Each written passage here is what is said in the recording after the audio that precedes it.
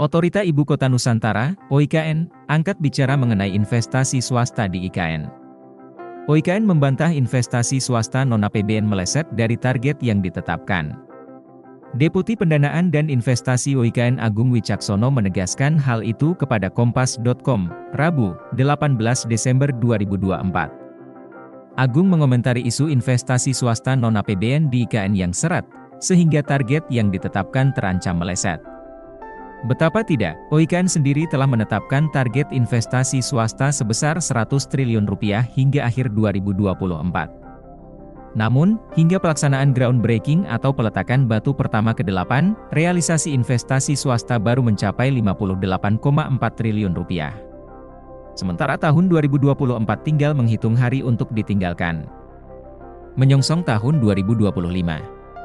Kalaupun ada penambahan investasi pada groundbreaking ke-9 yang direncanakan akan berlangsung akhir 2024 atau awal 2025, hanya Rp5 triliun.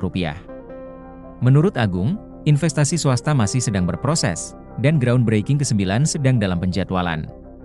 Investasi swasta yang baru masuk ini berasal dari 5 proyek baru yang meliputi sektor perkantoran, hotel, rumah makan, penghijauan, dan perumahan yang tengah diusahakan.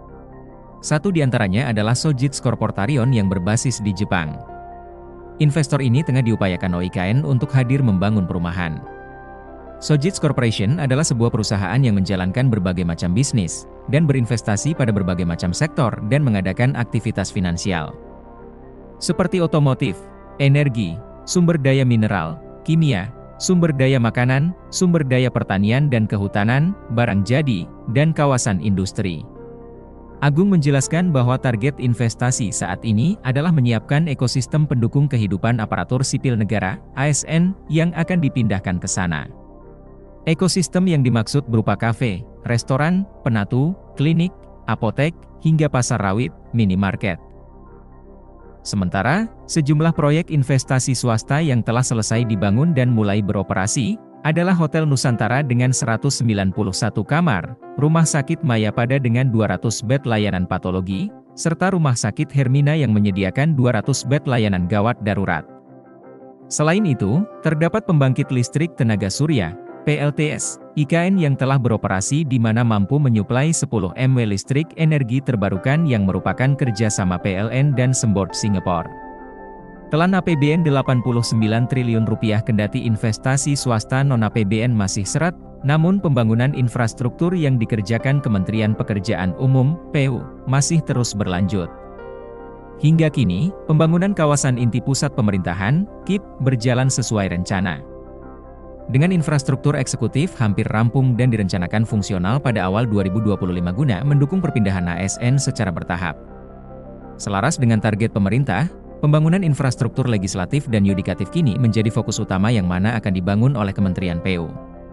Pembangunan ini dirancang untuk memastikan Nusantara dapat berfungsi secara penuh sebagai pusat pemerintahan, dengan ketiga fungsi utama, yaitu eksekutif, legislatif, dan yudikatif, yang hadir dan berjalan. Infrastruktur legislatif meliputi pembangunan gedung-gedung DPR, MPR, DPD, sementara infrastruktur yudikatif akan mencakup gedung Mahkamah Agung dan institusi hukum lainnya. Pembangunan ini ditargetkan selesai pada tahun 2028. Seiring dengan upaya menjadikan IKN ibu kota yang sepenuhnya fungsional. Dari total 109 paket pembangunan dengan dana Rp89 triliun APBN yang terkontrak mulai 2020 hingga 2024, progres pembangunan di IKN sudah mencapai 61,7%. Sebagai penunjang pembangunan kompleks legislatif, yudikatif, serta investasi yang telah terbangun di IKN tersebut, dalam waktu dekat di awal 2025 akan dibangun jaringan jalan dan multi-utility tunnel di kawasan 1B dan 1C KIP IKN. Download Tribun X sekarang, menghadirkan lokal menjadi Indonesia.